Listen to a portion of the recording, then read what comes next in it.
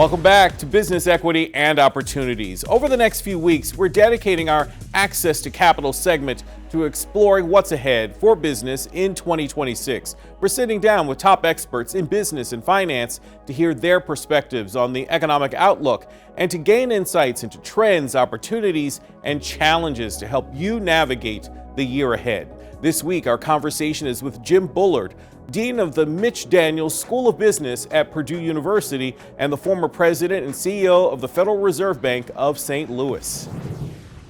This is Business, Equity, and Opportunities. Access to Capital.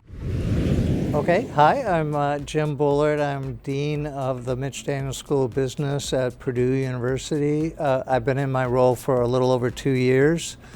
Before that, I was at the Federal Reserve. I was president of the Federal Reserve Bank of St. Louis, and I was on the FOMC, the Federal Open Market Committee, for many years, I guess 15 years. Yeah, I mean, I tell people that I was smarter when I was younger, and I thought at the time that what I wanted to do was take my love of economics, but also of computer science, and I wanted to kind of marry those two together and work on ideas about algorithms and how you could use that in economic modeling and stuff like that. So that is approximately what happened. So I don't know quite how I had that idea at that time, but I guess I did. Yeah, I mean, I would recommend a general news outlet like the Wall Street Journal or the Financial Times or something like that. Certainly not every story is going to be one that's going to be important to your small business, but some are. And sometimes they can come out of a pretty far away place. You might think at Purdue, for instance, okay, now you have a new immigration policy, you have a new visa policy that affects how many international students we're going to get, and the ease or lack of ease that they might have in being able to come to our university. So this affects the strategy of the university, it affects everything that we do. So that, that's something that, well, if you don't pay attention, then all of a sudden you get punched in the face because you don't have the same number of students as you thought you were going to have. So that would make a big difference on the bottom line revenue. So I think you can't afford to be too much of an island. I appreciate that you do have to focus on what you're actually doing. You can't be overwhelmed by the news, but you have to have this kind of sixth sense about sorting out the sorts of things that might really impact you and the other things that may not.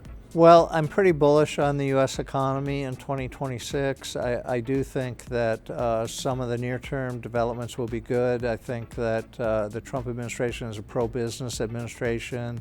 They have managed to pass their bill through the Congress, so that'll be coming in effect in the first half of 2026.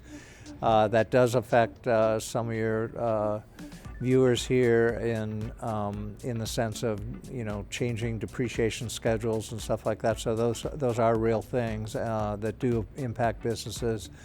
I think that the financial conditions are generally very strong in the U.S. You've got high equity prices, high house prices, and that probably leads to pretty strong consumption outlook for the U.S. economy. So I'm pretty bullish on it. It's always a good time to start a new business, I think.